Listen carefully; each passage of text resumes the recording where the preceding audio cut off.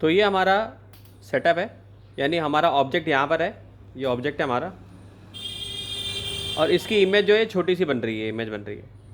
ठीक, हमें डिराइव करना है मिरर इक्वेशन, यानी 1/v plus 1/u equal to 1/f। ठीक है, और ये क्या है, ये कनकेव मिरर है। कैसा मिरर है?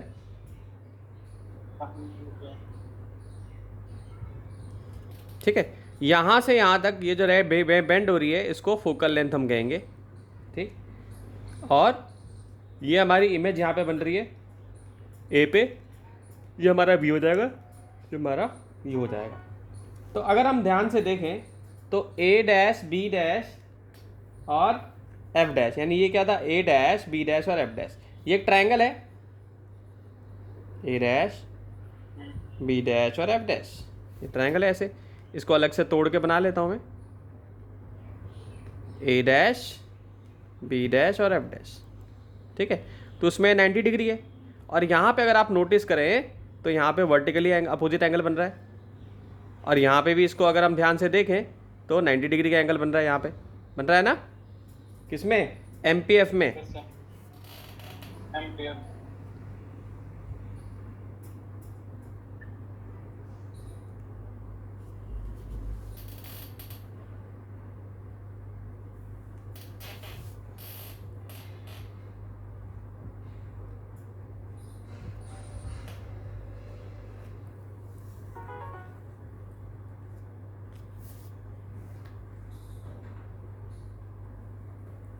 तो ये दोनों ट्रायंगल सिमिलर हैं, triangle A dash B dash F similar है किसके, एक तो ये इनका वर्टिकली अपोजिट एंगल हो गया, और ये 90 डिग्री का एंगल यहाँ बन गया। ठीक है, तो triangle A dash B dash F dash जो है और M P F are similar है कि नहीं भाई? तो मैं क्या ले सकता हूँ, मैं ए डैश, ध्यान से समझना, बहुत ईजी है, पूरी डेरिवेशन हो जाएगी, ये डेरिवेशन आती है एग्जाम में, एंड एम पी एफ। तो तुमने 10th क्लास में पढ़ा होगा बेसिक प्रोपोर्शनैलिटी थ्योरम, यानी दो ट्रायंगल अगर सिमिलर हो तो उनकी साइड रेशियो में होती है। So from BPT theorem,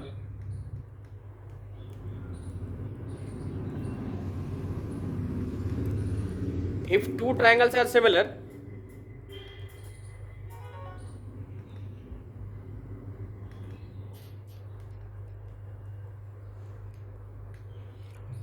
their sides are in ratio। ठीक है,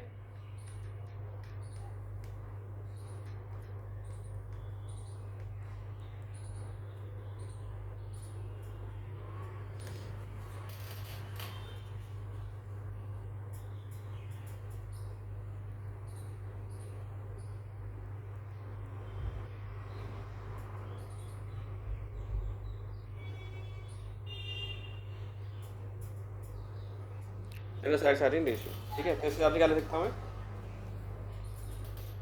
B dash A dash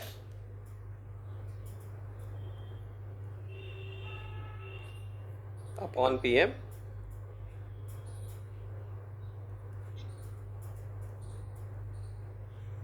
upon F P.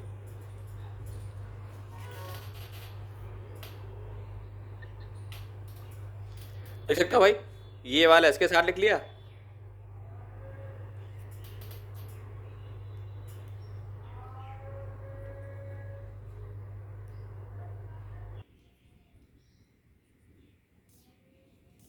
और बी डैश एफ क्या हो जाएगा, किसके के साथ हो जाएगा, एफ बी के साथ हो जाएगा।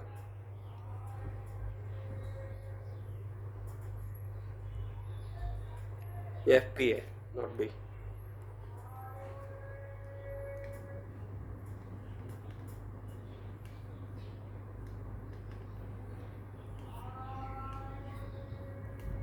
ठीक, अब जहाँ भी अगर आप नोटिस करो तो पी एम किसके इक्वल है, बी ए के इक्वल है, S P M equal to B A.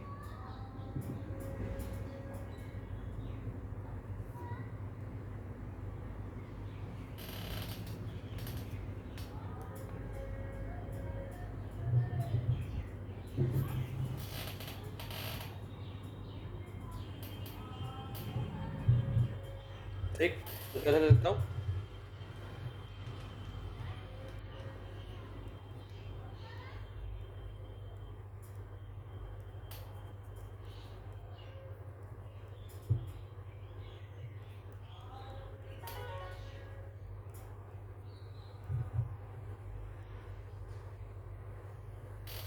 PM किसके लिए हो जाएगा, एपी के लिए। ठीक है, अब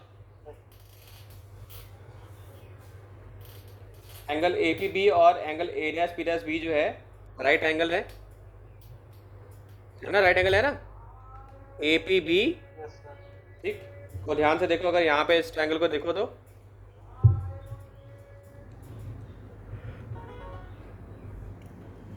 एंगल ए पी बी, और इस वाले ट्रायंगल को देखो तो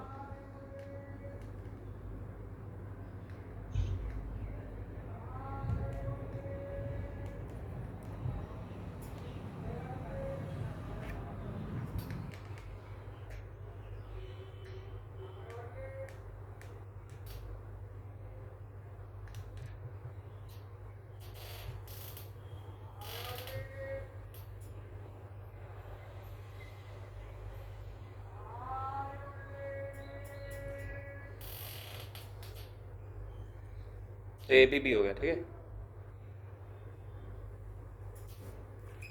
अब लिख सकता हूँ सीन्स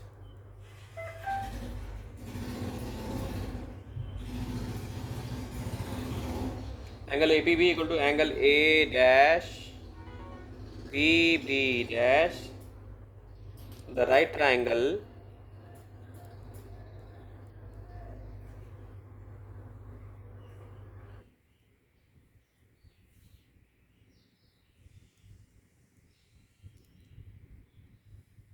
देखो यहाँ पे 90 का एंगल बन रहा है ना इसमें भी, तो ए पी बी ये वाला जो है, ये वाला एंगल इस वाले एंगल के इक्वल है, और 90 का एंगल दोनों में बन रहा है, तो ये दोनों ट्रायंगल भी सिमिलर हो जाएंगे इस हिसाब से, यानी कि ये वाला ट्रायंगल भी और ये वाला ट्रायंगल भी सिमिलर हो जाएगा।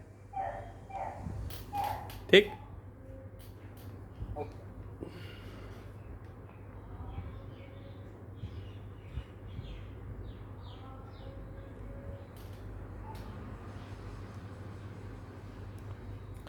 so since angle APB angle ADS with the right triangle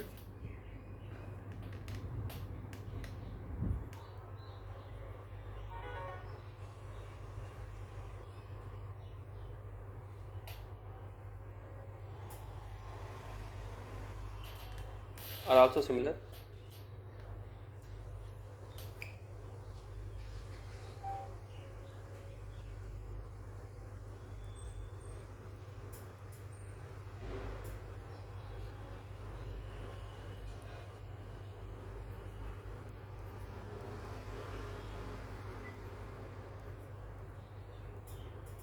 ये equal to V dash P upon V P.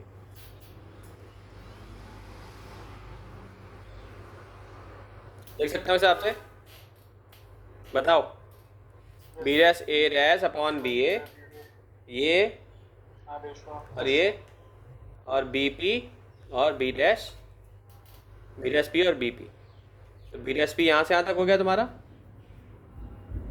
और बी पी पूरा यहाँ से लेके यहाँ तक हो गया।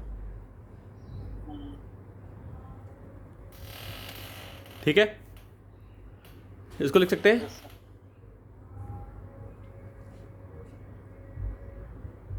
बताओ, लिख सकते हैं ना इजीली।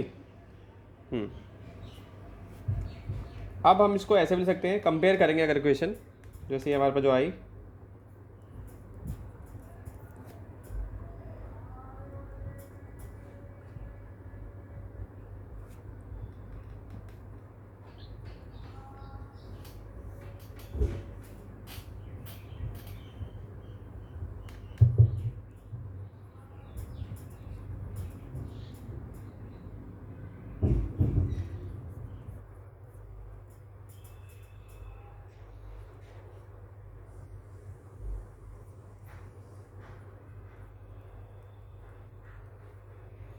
ले सकता हूँ अपॉन एफ पी ये, और B dash P minus F P करूँगा तो क्या आ जाएगा, ये B dash P minus F P करूँगा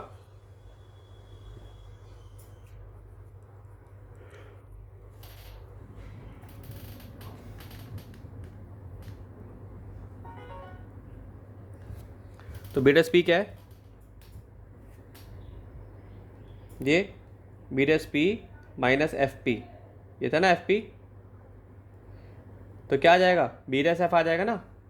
तो यहाँ पे क्या आ जाएगा, ये इसका हमने लिख लिया। हाँ, अब हम इन सब की वैल्यू डालेंगे, तो 1 डालेंगे तो क्या हो जाएगा, बी डैश पी क्या हो जाएगा,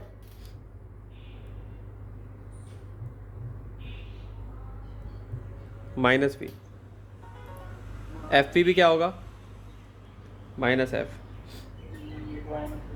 बी पी भी क्या होगा, माइनस यू, बी पी भी क्या हो जाएगा, माइनस यू।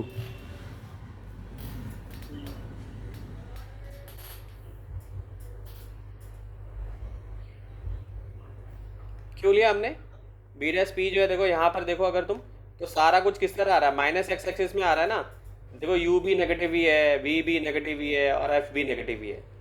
ठीक, तो मैंने बताया हुआ पहले, एफ पी क्या है, एफ के इक्वल है, एफ पी क्या है, एफ है, माइनस एफ है, बी डैश पी क्या है, ये जो बी डैश पी है यहाँ पे बी डैश है ना, बी डैश पी क्या है, वी है, माइनस वी हो जाएगा, होगा ना।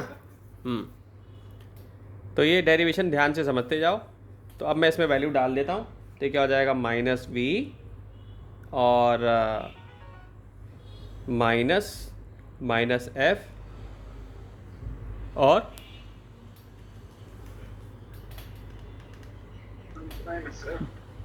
B dash F, F B कितना था भाई,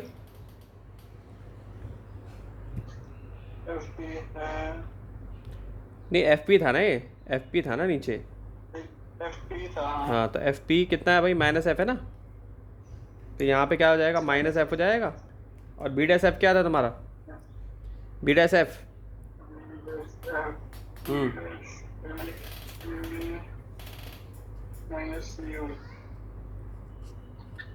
नहीं नहीं बीपी था, बीपी था तुम्हारा,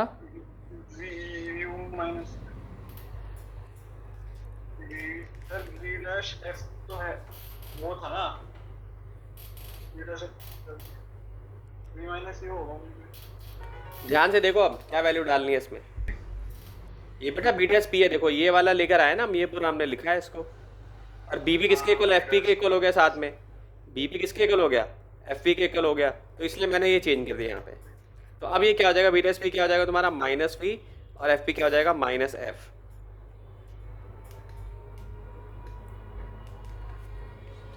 तो कट जाएगा, तो ये आ जाएगा माइनस वी प्लस एफ,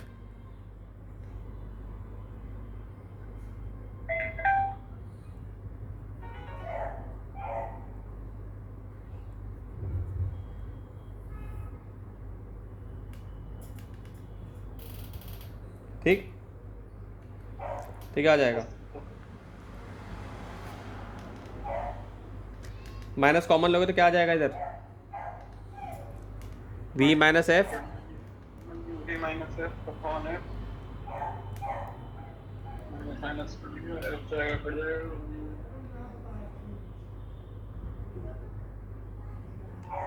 ठीक है, क्या होगा अब, क्या होगा, 1 बाय एफ से एफ कटेगा। एक सेकेंड, एफ पी की जगह पे हम लिख सकते हैं बी पी, एफ पी की जगह पे भी तो बी पी लिख सकते हैं ना यहाँ पे। एफ पी किसके इक्वल था भाई, बी पी के इक्वल था ना। तो यहाँ पे ये वाला तो मैंने इसका यहाँ लिख दिया जो है, तो यहाँ पे आप क्या करो, बी की जगह पे क्या लिख लो यहाँ पे, और माइनस यू लिख लो, तो यू कट जाएगा, तो नीचे यहाँ पे यू हो जाएगा। अंडरस्टूड।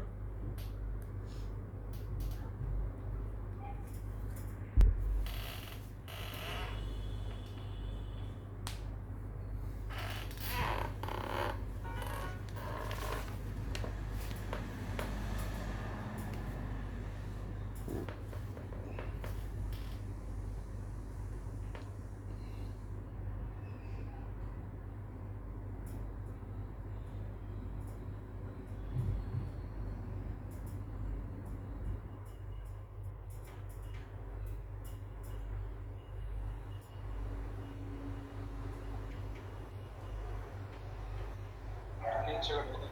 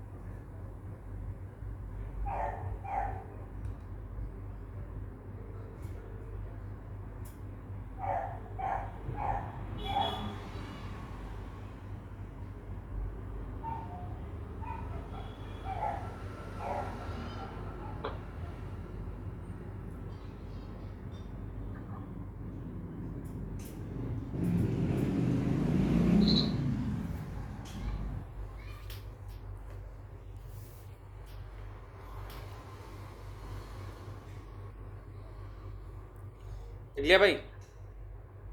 Yes sir.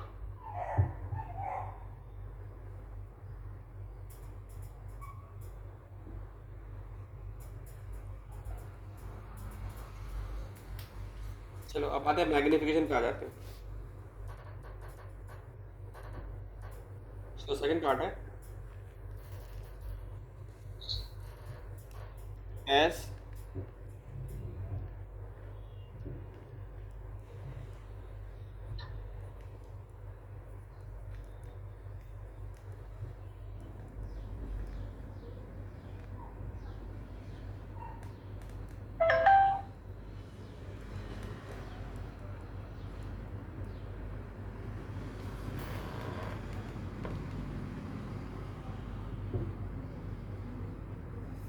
ठीक है, height of image upon upon height of object.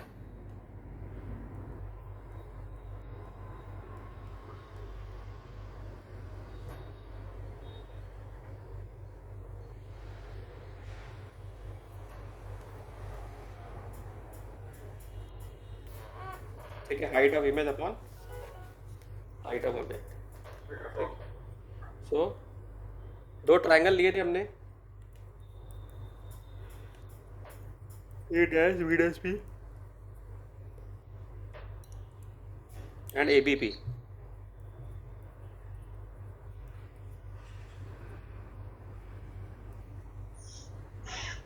So B dash ए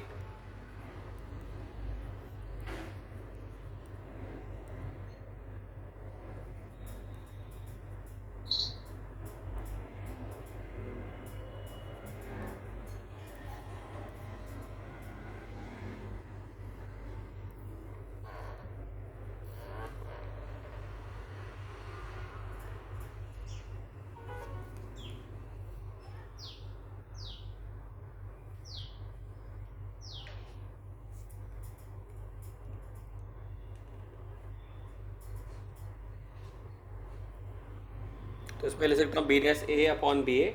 भाई सिमिलरिटी वाले क्राइटेरिया लगा के लिख सकता हूँ मैं बी डैश ए और बी ए। तो यहाँ पे क्या है, बी डैश ए क्या है, माइनस एच डैश है और ये एच है, और ये क्या था तुम्हारा माइनस बी, और ये माइनस यू था। ठीक है, तो ये कट जाएगा तुम्हारा।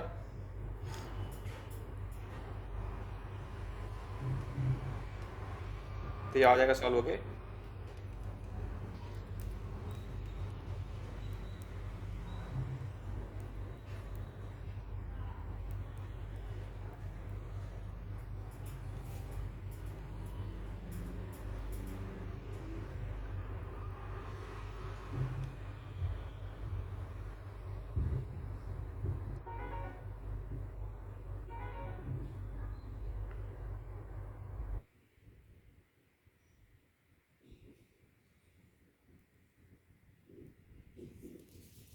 ठीक है,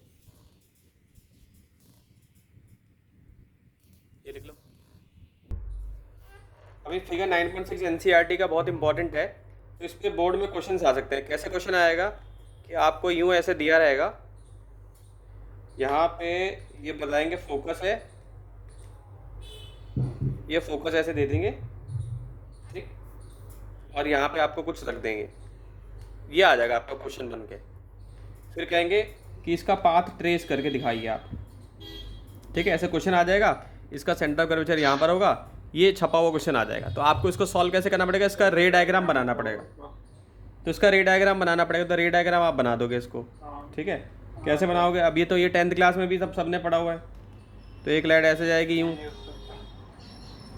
फिर एक लाइट यहाँ वर्चुअल इमेज बनाएगा ये, एक लाइट ऐसे चली जाएगी, ठीक है, एक ऐसे चली जाएगी, ठीक है, और ये ऐसे जाएगी।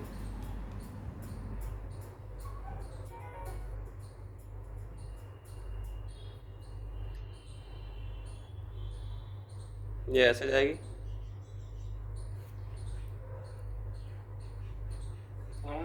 देखो बनती है वर्चुअल इमेज।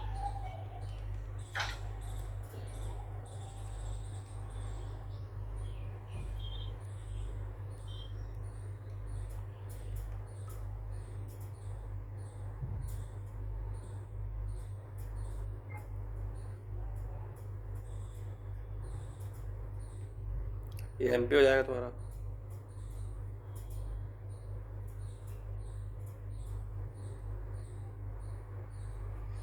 तो इस तरीके से इसकी इमेज और ये डायग्राम तुम बना पाओगे। तो देखो ये क्या बन गया, ये जब भी ऐसा बनता है तो इसका मतलब है वर्चुअल, यानी मिरर की तरह बनी है तो ये वर्चुअल इमेज बन गई। वर्चुअल है एंड इरेक्ट है। ठीक है, ठीक।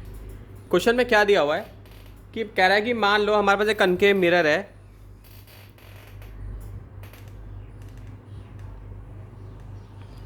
ठीक है, इसको आधा कवर कर लिया हमने, इसको ओपेक मटेरियल से कवर कर लिया हमने, इसको कवर कर दिया ऐसे। कह रहा कॉनकेव मिरर था, yes sir.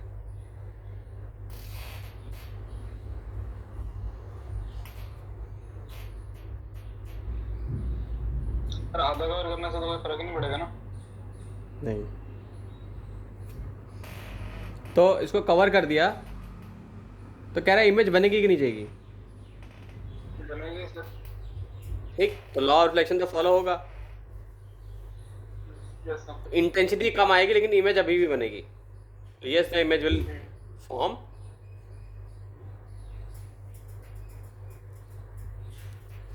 Yes image will form,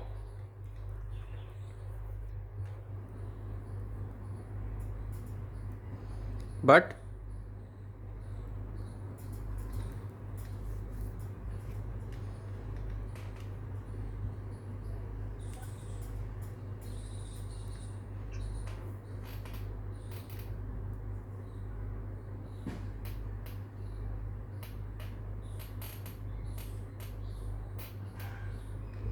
intensity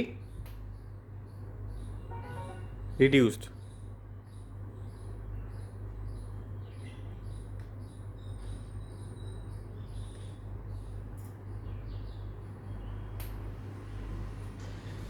इसको लिख लो। सेकंड क्वेश्चन पे आते हैं 9.2 पे, इसको लिख लो फटाफट। लिख रहा हूँ।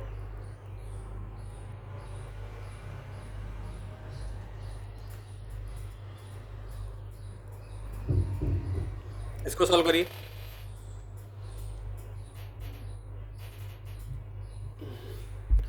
क्वेश्चन है कि एक मिरर है, कनकेव मिरर है, और यहाँ पे एक मोबाइल फोन रखा है, सेंटर ऑफ कर्वेचर है ना जहाँ पे, यहाँ पे एक छोटा सा मोबाइल रखा है। तो 10th क्लास में अगर आप लोग अपनी एनसीईआरटी खोल के देखोगे तो उसमें एक डायग्राम ऐसा है, ठीक। तो देखो सेंटर ऑफ कर्वेचर से इधर है ना, तो इसकी इमेज इधर बन जाएगी, तो इमेज बनेगी वो इस तरह बनेगी जो है, ठीक। तो देखो लाइट यहाँ से जा रही है, यूँ गई लाइट, फिर लाइट बेंड हो रही है ऐसे, बेंड होकर जा रही है ऐसे यूँ, तो यहाँ पे इसकी इमेज जो है फ़ोन की मैग्नीफाई होके बन जाएगी। इसका वायर है, ठीक है, यहाँ पर इसकी वायर है, ठीक। तो ये इस तरीके से इमेज इसकी बन जाएगी, ठीक। तो कॉनकेव मिरर में जो मैग्नीफिकेशन वाला काम होता है वो सेंटर ऑफ कर्वेचर से जब आप थोड़ा आगे जाओगे ना तो मैग्नीफाइड इमेज हमें मिल जाती है, ठीक है। जैसे इस केस में क्या आया था कि फोकल लेंथ का आगे गए थे तो इधर बन रही थी इमेज जो है, ठीक। तो ये मैग्नीफाई बन जाएगी, ठीक है। तो इमेज जो होगी थोड़ी डिस्टॉर्टेड होगी। कह रहा why the magnification is not uniform, uniform इसलिए नहीं क्योंकि पूरा सेंटर ऑफ कर्वेचर पे एग्जैक्ट नहीं है ना, ये थोड़ा सा आगे की तरफ खिसकी हुई है, तो इस वजह से डिस्टॉर्शन हो जाएगा, ठीक है। इसका डायग्राम बना लोगे, बहुत इंपॉर्टेंट है ये बोर्ड में आ चुका है ऑलरेडी, ठीक है। इसका डायग्राम ट्रेस करना आना चाहिए सबको। तो एक ऐसे आ रही लाइन यूँ, मेरा डायग्राम थोड़ा अच्छा नहीं बन पाया लेकिन एनसीईआरटी से देख के बना लोगे। और एक लाइन ऐसे आ रही है तुम्हारी यूँ, ठीक है। पेंसिल से और स्केल से बनाना है ना, अरे इधर आ जाएगा यूँ।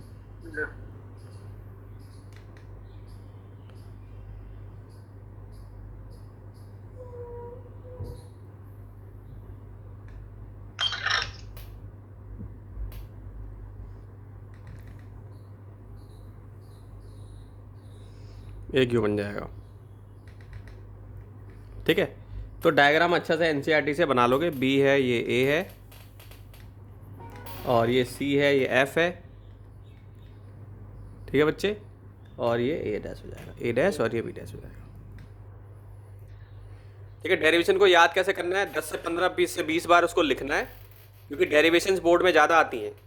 ठीक है, और फाइनल एक्सप्रेशन जो है वो जेई के लिए याद रखना है, कि नीट के लिए अगर जेई के लिए अगर कर रहे हो तो आप फाइनल एक्सप्रेशन याद रखो, क्योंकि वो आपको केवल फॉर्मूले का एप्लीकेशन आना चाहिए।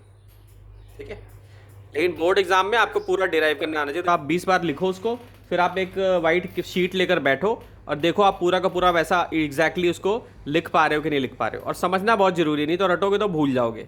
पता होनी चाहिए कुछ कुछ कंडीशन, जैसे हमने पिछली वाली जो डेरिवेशन करी है उसमें हमें पता है कि बीपीटी थ्योरम लग रही है। ठीक है, और प्रोपोर्शनैलिटी थ्योरम का यूज़ करके हमने साइड प्रोपोर्शनल करके हमने इसको निकाला है। फाइनल रिजल्ट सबको पता ही है क्या आना है, तो आ जाएगा। अब आते हैं एग्जाम्पल 9.3 पे, ये इस टॉपिक से ही रिलेटेड है, फिर मैं बैक एक्सरसाइज के करा दूंगा। 9.3 है, पेज 315।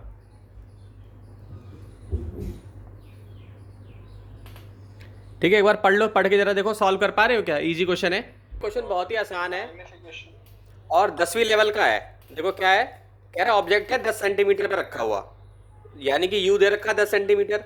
कौन सा मिरर है भाई, कनकेव मिरर है जी, ये कनकेव मिरर बना लिया हमने। ठीक है, यू हमेशा नेगेटिव ही लेंगे। क्यों नेगेटिव लेंगे, क्योंकि इस साइड क्या आता है, माइनस एक्स एक्सिस। फॉर्मूला हमारे को पता है, बहुत ही आसान क्वेश्चन है। और रेडियस ऑफ कर्वेचर दे रखा कितना हमारे को, 15 सेंटीमीटर। तो हमें एक फॉर्मूला हमारे को मालूम है, R = 2F। फोकल लेंथ को यहाँ छोड़ देंगे, R/2 कर देंगे, तो कितना आएगा, 15/2। फोकल लेंथ कितनी आ जाएगी, 7 जा 14, 2 7 जा 14, 2 जा 10, तो 7.5 आ जाएगा। ठीक, अब ये 7.5 भी फोकल लेंथ भी किधर ही होती है, इस तरफ ही होगी, तो फोकल लेंथ भी क्या लेंगे हम, माइनस नेगेटिव लेंगे। तो अब सब कुछ पता चल गया सबको, ये हो जाएगा 1/-7.5।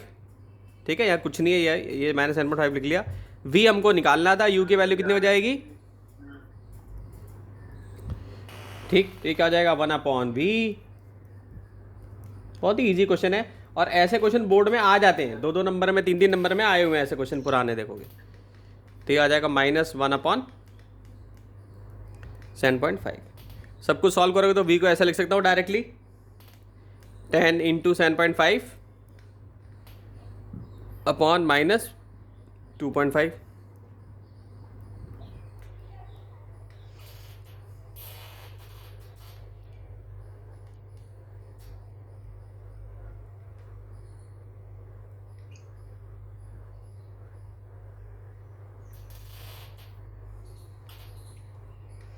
तो v तुम्हारा आ जाएगा -30।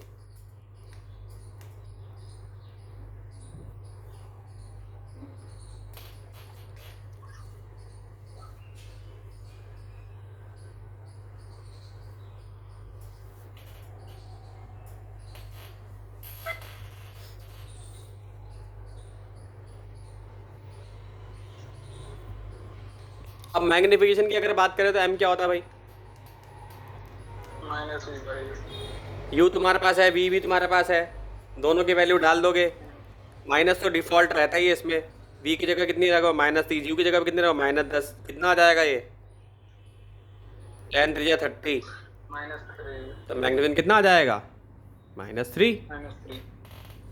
समझ गए, तो ये टॉपिक के हमने क्वेश्चन कर लिए। ठीक है, अब जरा सेकंड पार्ट भी करके दिखाओ इसी तरीके से, बड़ा ही ईजी है। अब की बार तुम्हें 5 सेंटीमीटर दिया हुआ है, पार्ट बी भी है, तो पार्ट बी सबसे हो जाएगा, कोई मुश्किल नहीं है। पार्ट बी में यू तुम्हारा कितना है, 5 सेंटीमीटर। ठीक है, फटाफट सॉल्व करके देखो अपने रजिस्टर में हो पा रहा है सबसे, तो यू को भी यहाँ पे नेगेटिव लेना है, फटाफट करके देखो, फटाफट जल्दी से रजिस्टर में सब बच्चे अपनी अपनी कॉपी में निकाल के देखो हो रहा है कि नहीं हो रहा सॉल्व। इक्वेशन सबको तो बहुत ही ईजी क्वेश्चन है ये भी। u -5 है, फोकल लेंथ तुमको पता है वही पहले वाली रहने वाली है, फोकल लेंथ तो -7.5 ही रहेगी, क्योंकि पिछले वाले क्वेश्चन में भी यही थी। तो v निकालना है यहाँ पे, फिर से ये क्वेश्चन बन जाएगी तुम्हारी, -1/7.5 बनेगी। तो v सॉल्व करके कितना आ जाएगा तुम्हारा, 5।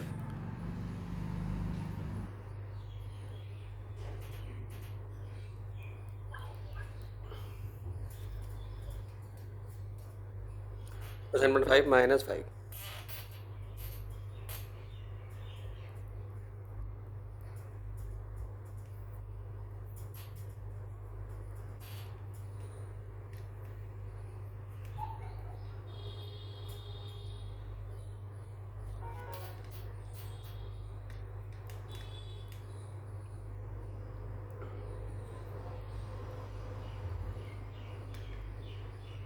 M equal to minus V by U लिख दोगे। वी कितना है भाई तुम लोग का 15, और यू कितना था 5, कितना हो गया 3, माइनस माइनस करके क्या हो जाएगा 3 हो जाएगा। तो ये तुम्हारा मैग्नीफिकेशन